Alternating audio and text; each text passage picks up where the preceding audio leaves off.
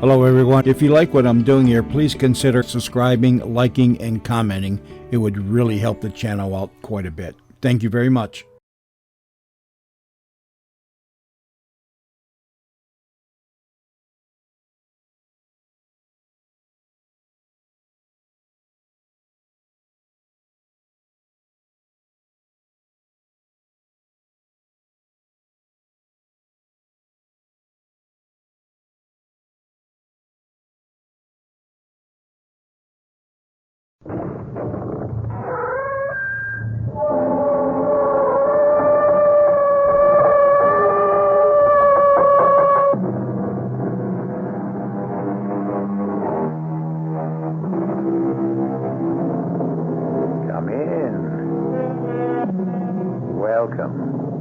I'm E.G. Marshall. You know what they say, the hand is quicker than the eye, the brain is faster than the mind. They say you can't cheat an honest man. They say there's a pot of gold at the end of the rainbow. Yes, that's what they say. And you listen to all these people, and it seems that everyone's trying to sell you something. Can it be that the entire world is just one big confidence game? They say there's a sucker born every minute. Who was born during your minute? Look, you're wasting your time, Mr. Pangborn. Am I, Mr. Troutwine? Whatever it is you're selling, I'm not buying. Are you sure? And so I bid you good day. I'm here to offer you the Midas touch. The Midas touch? The ability to turn whatever you touch into gold. Prove it. This desk of mine, touch it. Is that all you want? Touch it. Turn it to gold. All right, stand by, Mr. Troutwine. I'll do better than that.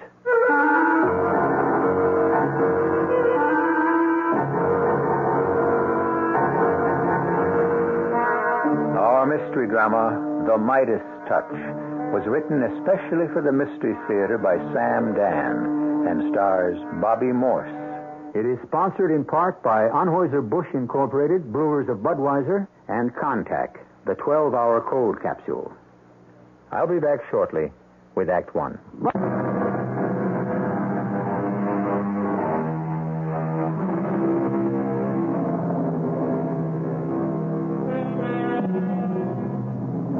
The pot of gold at the end of the rainbow. The money tree, where the lovely green blossoms are crisp bills. Ah, yes. Dreams, beautiful dreams. And where there are dreams, you will also find those who will help you make them come true. For a fee, of course.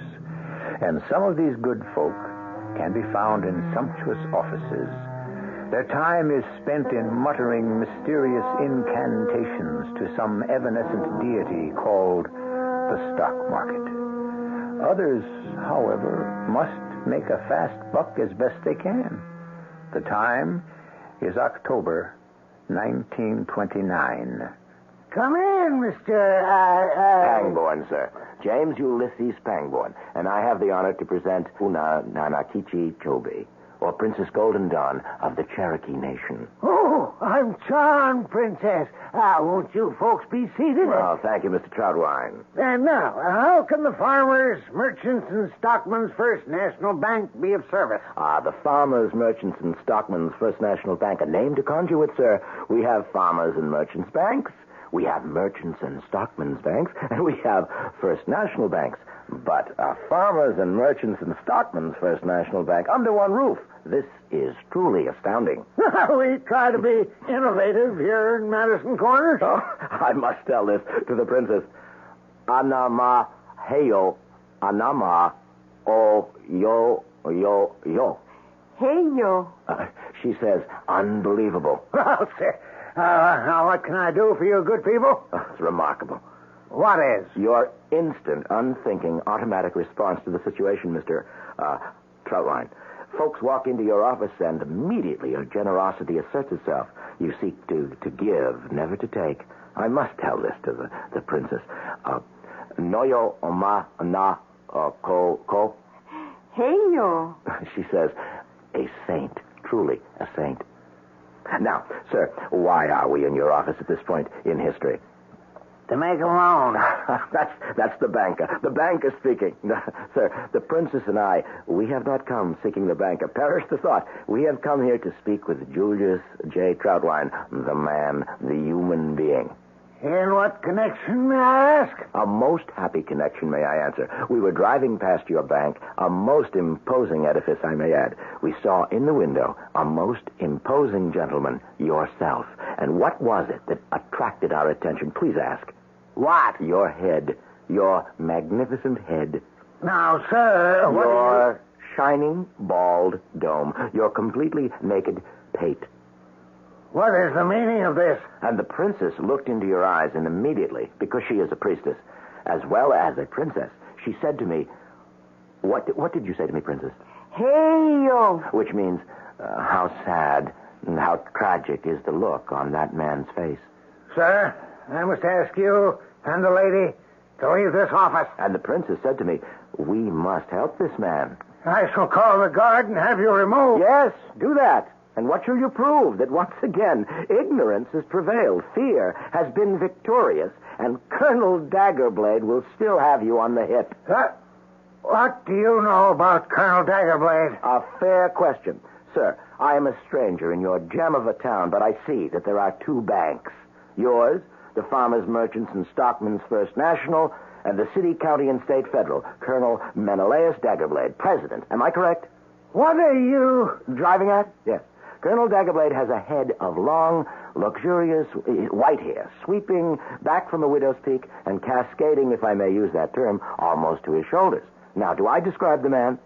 I don't see what this is all about. Well, why do you lie to yourself? Colonel Daggerblade is the pebble in your shoe, the bone in your throat. I'll have you know the Colonel is my friend. And Cain was Abel's brother. And that white hair will one day close your bank and drive you out of business.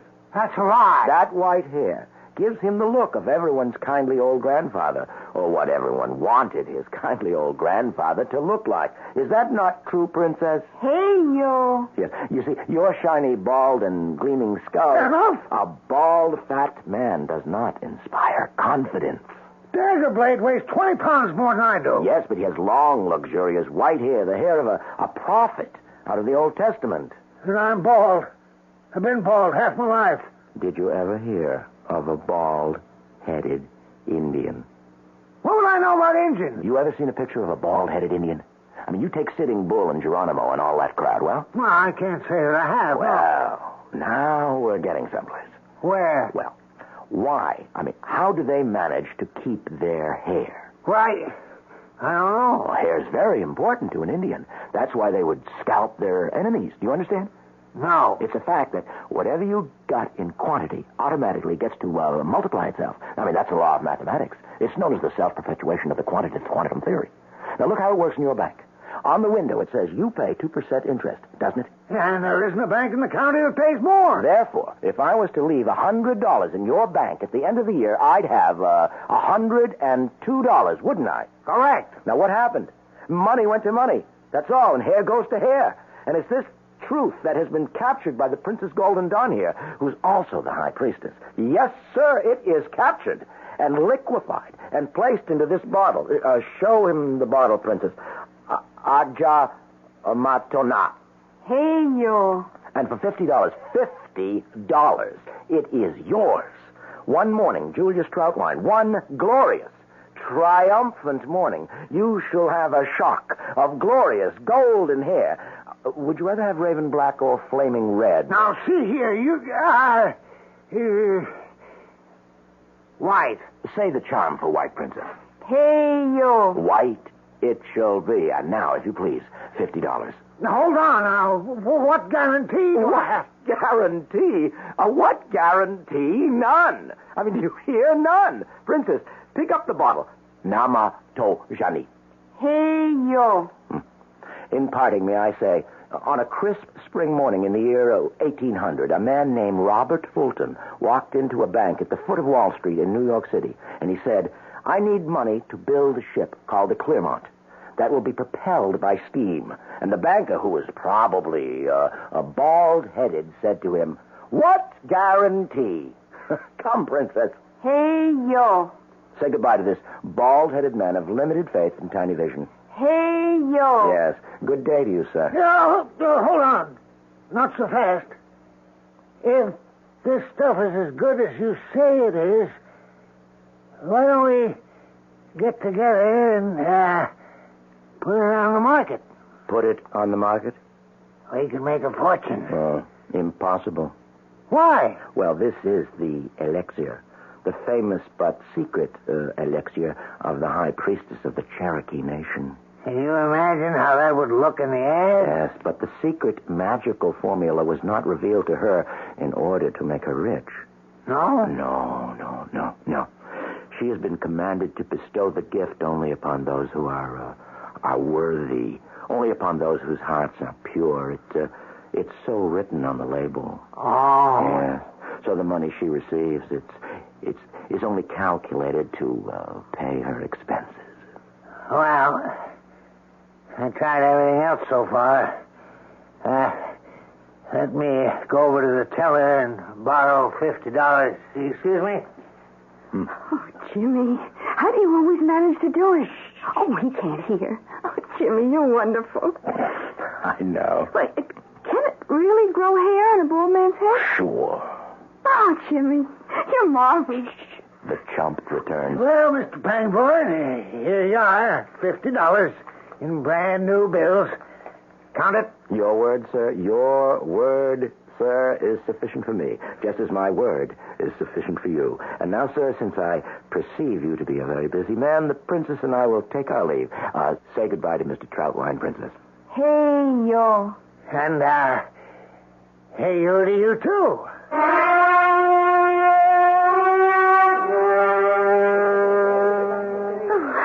What can we order, Jimmy? The works, Millie, the works. Oh, but this is a very expensive restaurant. I tell you what I'm going to have and see if you're in the mood for the same thing.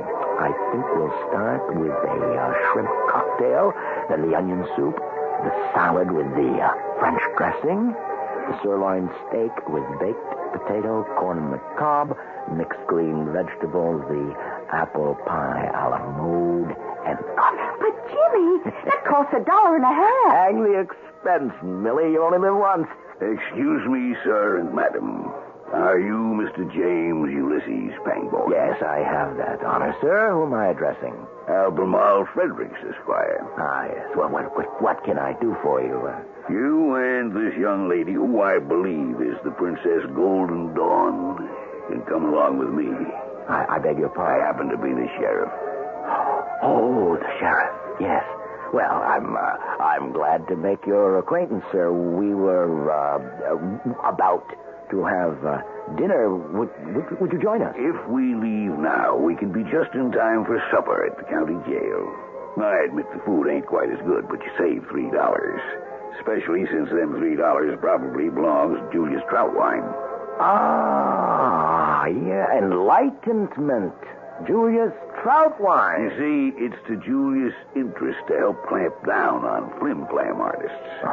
And so he paid you in marked $10 bills, which I assume you still have on your person. Well, what do you know about it? And they shall be used as evidence against you in court. That's fantastic thinking. Oh, you gotta get up early in the morning to get the better of Julius J. Troutwine. A man of great shrewdness. Fellas like you blow into a town like this and you say, hicks, hayseeds, suckers, right to be taken. You ain't the first con artist to see the inside of our jail. Ah, nor shall I be the last. So if you'll just step this way. Well, what can I say, Sheriff?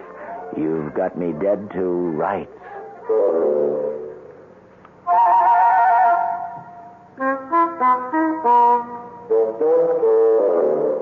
Indeed, what can he say? Have we here the case of the slicker slicked? Even upon such short acquaintance, we feel that James Ulysses Pangborn must have something up his sleeve. Certainly he will not meekly walk off to jail. Wasn't there a glint in his eye, a tone in his voice as he spoke to the sheriff? Well, he better have something by the time we return for Act 2 in just a few moments.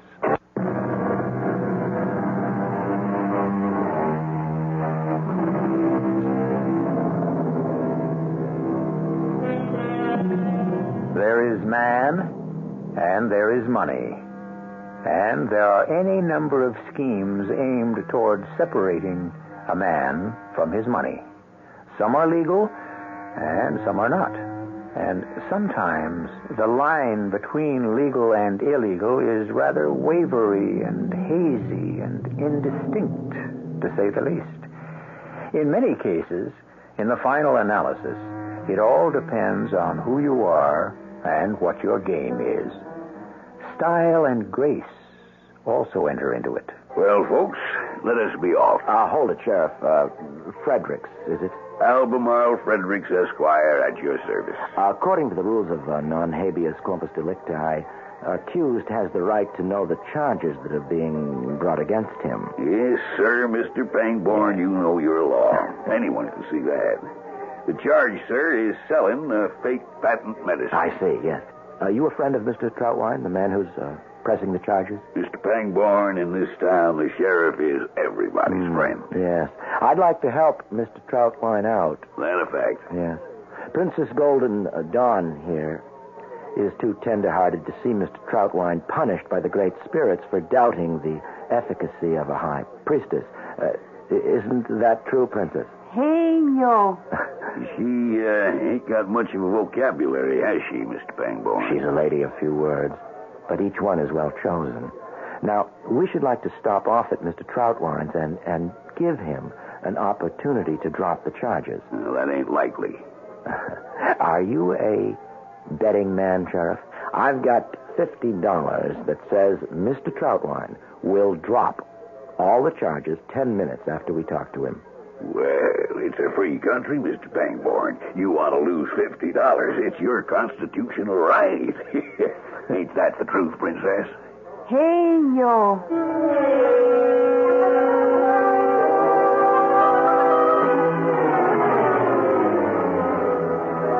Sorry to disturb you, Julius. I'm sure you're just sitting down to supper. Why are you doing it then?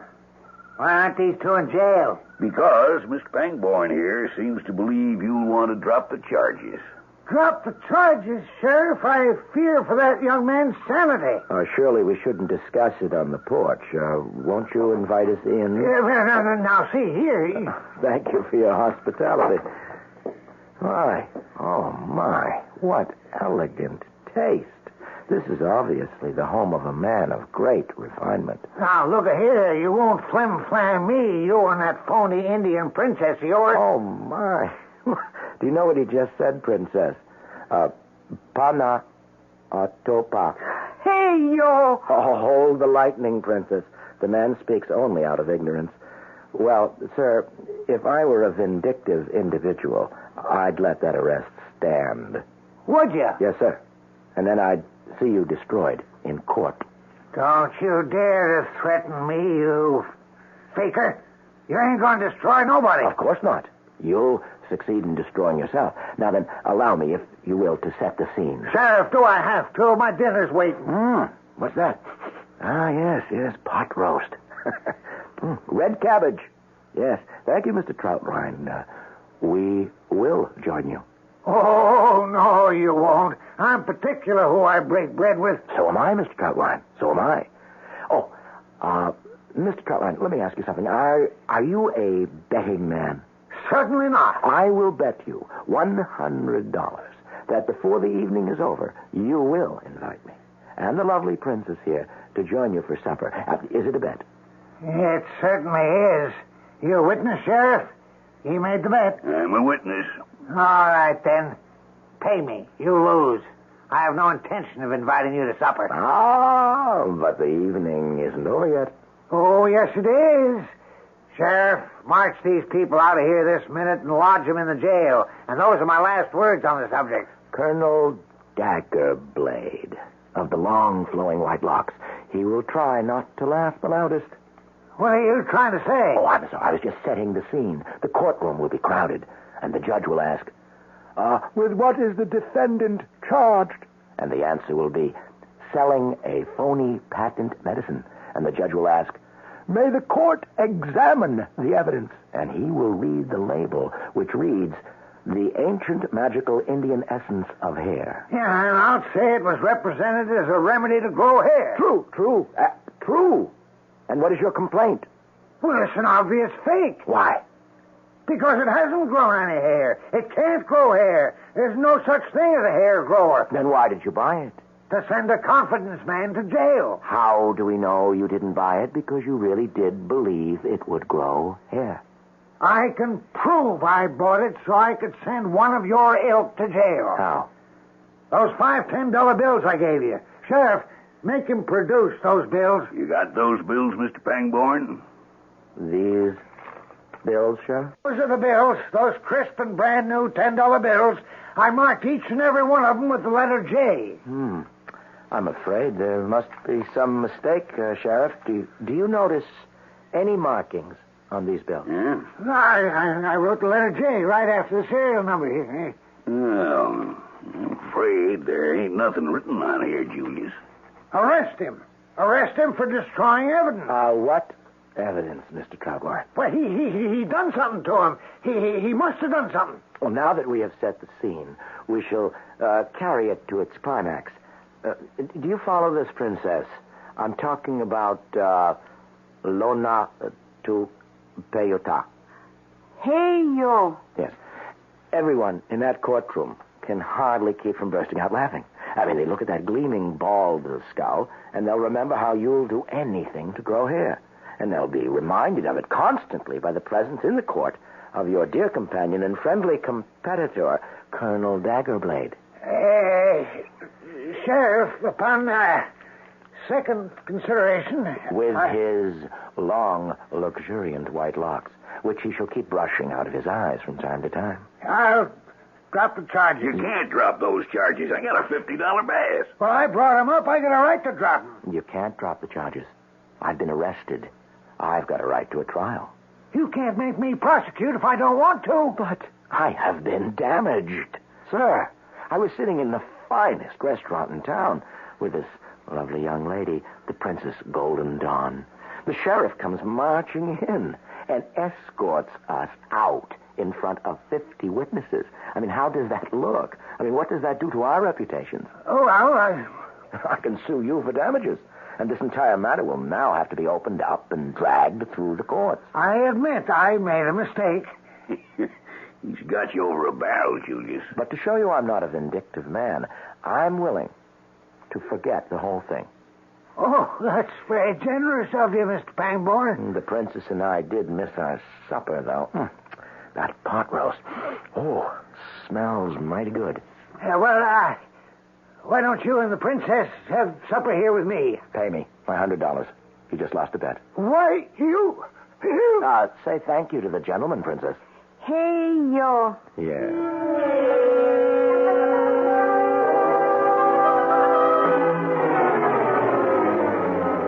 But how long can we stay here in this town, Jimmy?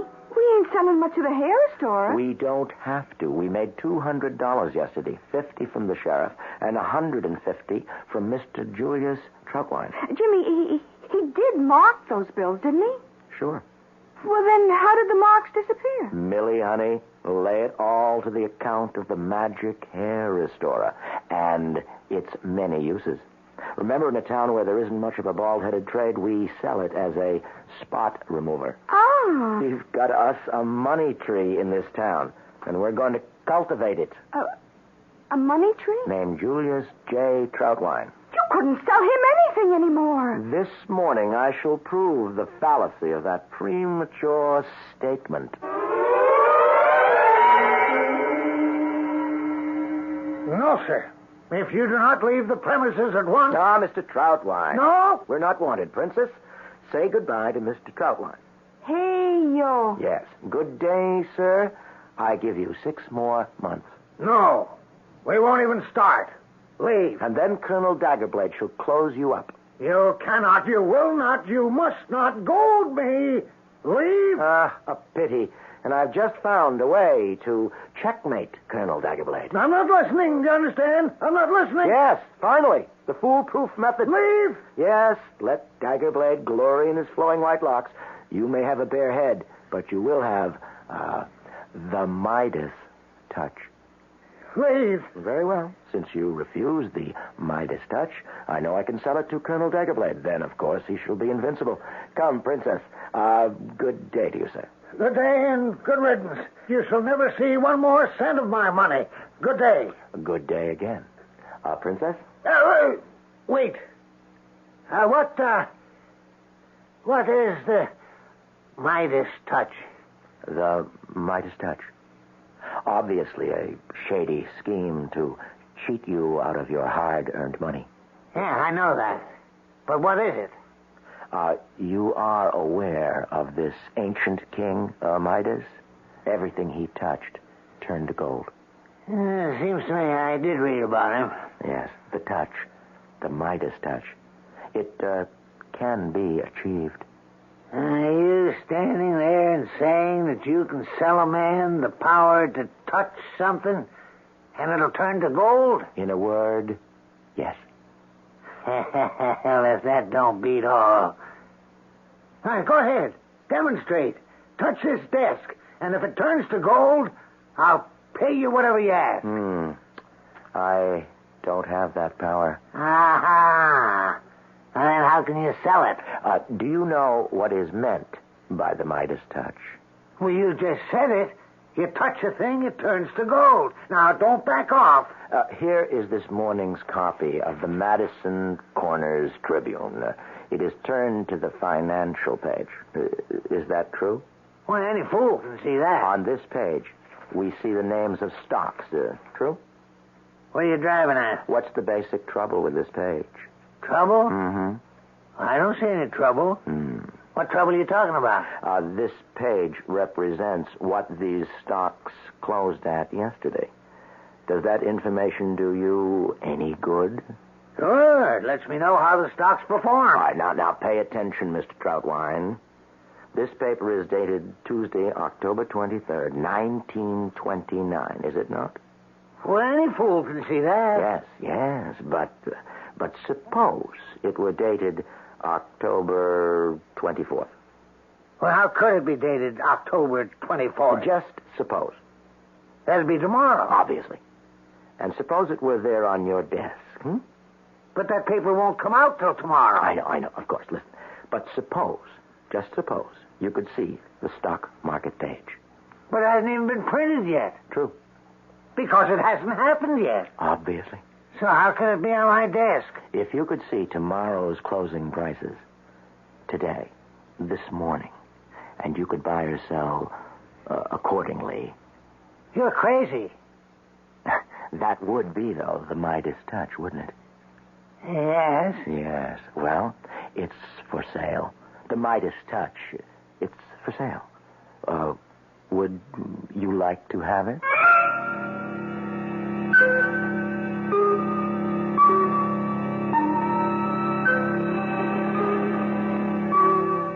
Well, catching up. The last time Jim Pangborn sold Julius Troutwine a commodity, it was a remedy designed to grow hair on a bald head. Jim operates on the theory that if you can sell them once, you can sell them twice. But the Midas touch, doesn't that call for some tangible proof? Certainly, and we are now headed for the place where the acid test is always applied. The third act.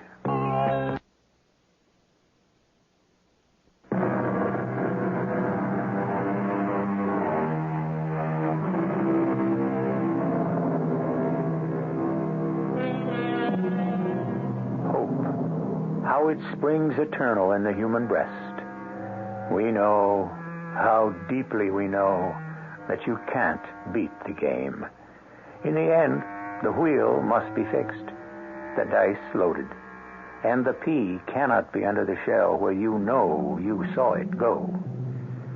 Never, said Edward Francis Albee, give a sucker an even break. All right, now state that proposition again. Gladly. I'm saying that the Midas touch is for sale. And the Midas touch is hereinafter defined as? A copy of a financial page. Showing the closing prices on the New York Stock Exchange. Yes, sir. Showing those prices at the close of business of the date in the future. You realize what what that means? I do, Mr. Troutwine.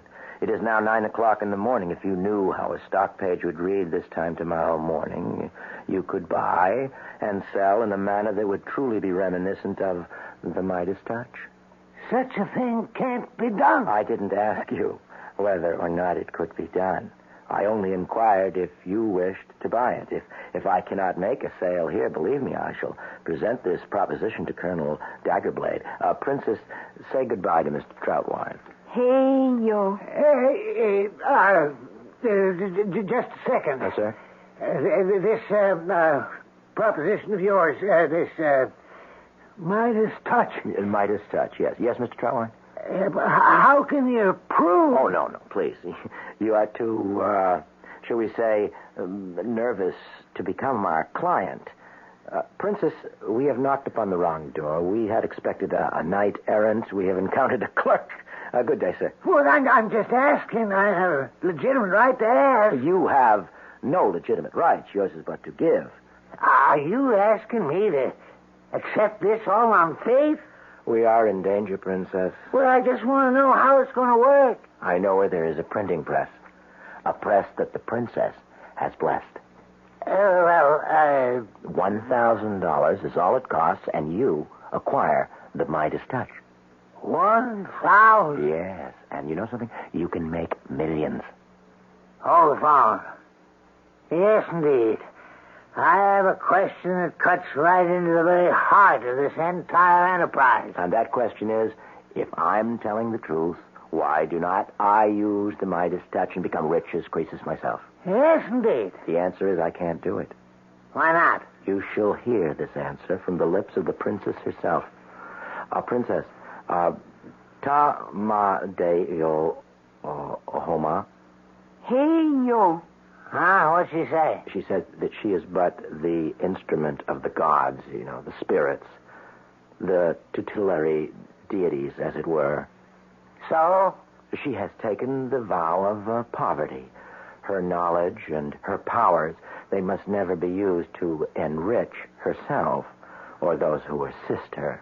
Well, then, why do you charge me $1,000? Expenses, sir. $1,000 seems pretty high to me. Have you priced blue rabbits lately? What has... The gods require gifts, and they insist on, well, as I was saying only last week, one of the gods wanted a blue rabbit. There ain't no such animal. You try telling that to one of the gods. The answer was seek and find. We finally did locate one. Fellow over in Madras, India, just happened to have a blue rabbit. What with telephone calls, shipping charges, and whatnot, the final cost came to $875.48. For a blue rabbit? The rabbit himself cost only 19 cents. $1,000? Payable in advance. In advance? Those, Mr. Troutwine, are the usual terms. In advance? The Midas touch. Yeah. All right. Now, how? The princess and I must repair to the magical printing press, and then the princess shall speak to the gods, and they shall, in their inscrutable way, see that this page, rolls off the press. Today's the 23rd. Yes. Do you wish to have tomorrow's page? Mike, it's been acting a little strange. Tell you what I want. Why don't you let me see the financial page for October 30th? October 30th. That'll let me know how she closed on the 29th. You consider it done. Be back here with your information tomorrow, and now I believe you owe the princess $1,000. Does that cover our sacred requirements, Princess? Hey, yo.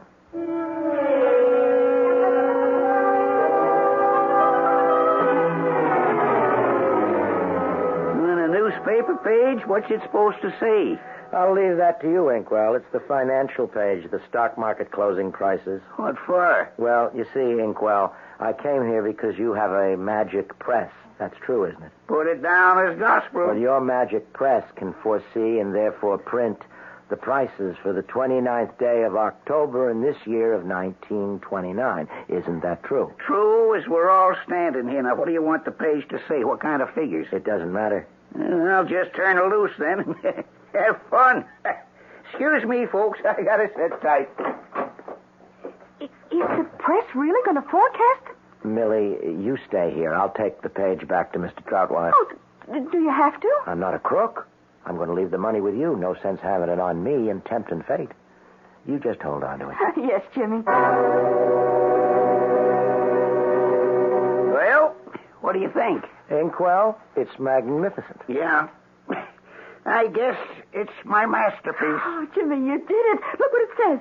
October 30th, 1929. Yesterday's closing prices. Then the press does exist. The magical press. Oh, Jimmy. You, feeling all right, Millie? You have to excuse her, Inkwell. She's a very impressionable young lady. Oh, there are the prices, black on white. Who'd have believed it could be done? Millie, wait here till I get back. Well, Mr. Troutwine, surprised to see me? No, sir. I knew you'd return. Being a banker teaches a man how to evaluate character. And here's your financial page. And I have kept my part of the bargain. Yes, you have. You really have. What's this? What's that? These prices. The market, according to this, the market will, day after tomorrow, the market will collapse. Is that a fact? Well, here, this stock, down 60 points from today. Why, it's impossible. This will be the worst panic in the history of the world. Well, maybe... They'll all go broke, Daggerblade especially. Mr. But I'll make a fortune. Mr. Troutwine... Miss Raven, get my broker. He's to go short on everything. You heard me.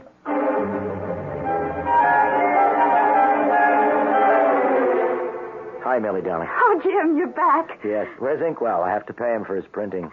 Oh, it's okay. I already done it. Oh, what did you give him? $1,000. What? I bought the printing press. Oh, Jimmy. You bought? Because it's magic. It printed the page. It must be magic. Oh, poor Inkwell. I worked a swindle on him. He didn't know it was a magic press. Millie, no. Did I do something wrong, Jimmy? I thought you'd be proud. There's no such thing as a magic press. There isn't? And $1,000 you... Oh, never mind. Oh, it was a hustle. Oh, Jimmy, honey. You see, the trouble is, when you start talking to a sucker and you paint that beautiful picture, well, I become a sucker, too. I believe it. Yes, forget it. I believed it. Oh, Jimmy, you're not mad at me? No. Okay. So much money. $1,000. Now, don't worry. We can sell the press. We'll get something for it. I'll get rid of it.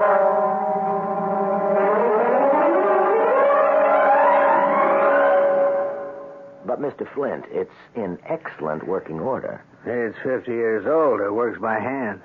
But I'm a chump. You're looking at America's #1 sucker. I got a heart. It's made of mush. Here's $10. $10. You know why? I got a brother-in-law. He's got a metal refinery.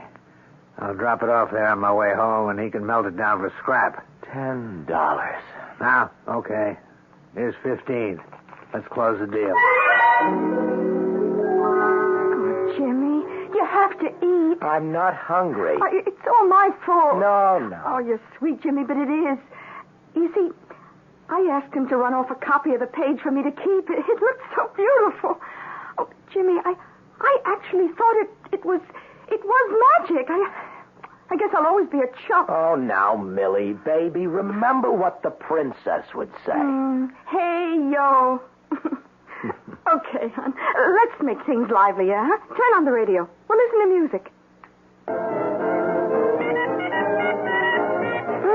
How lovely. Let's dance. Ladies and gentlemen, we interrupt our music to bring you a special news advisory. Today, the 29th of October, 1929, was a day of unprecedented disaster in the stock market. Ladies and gentlemen, the bottom has literally fallen out of it. What? Millie, that page. Let me look at that page. For instance, Consolidated Notions has dropped 70 points in the last hour. It has now closed at 1.5. Oh, no. Here, on this page. Look, it consolidated 1.5. Amalgamated chemicals down to 3. Amalgamated chemicals, 3, right. Keystone is now $1 a share. It is. Millie, shut that off. Jimmy, what is it? These prices printed on this page 3 days ago. I mean, they are true. They're true. It was a magic printing press. I mean, it was. What was that? That man, Mr. Flint, who bought it yesterday. I have his number right here. 8067.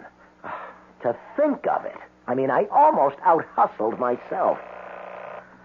Baby, are we going to be rich? I mean, I'll get that press back. You wait and see.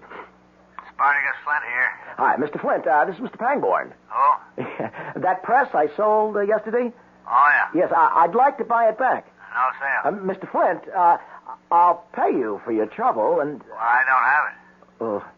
Well, who's got it? Nobody's got it. It don't exist anymore. Oh, what? I told you. Yesterday I dropped it off at my brother-in-law's foundry. You know what it is now? It's bars, sheets, lumps. Oh, no. You want to buy some scrap steel? Jimmy? Jimmy, what did the man say? He said, hey, yo, baby. Hey, yo.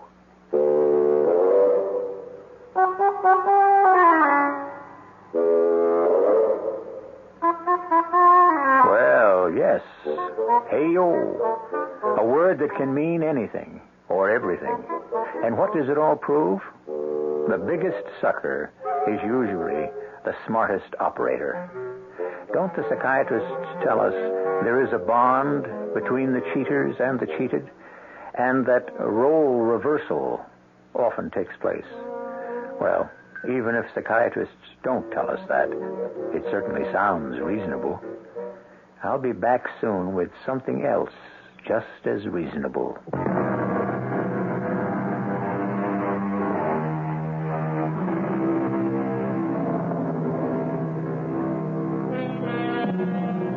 How do you account for the fact that the printing press was able to print a page from the newspaper of a future date to describe accurately events that hadn't yet occurred?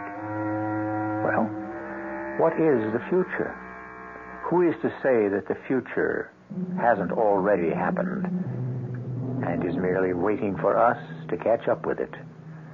And if it's out there, surely there must be a way to see it.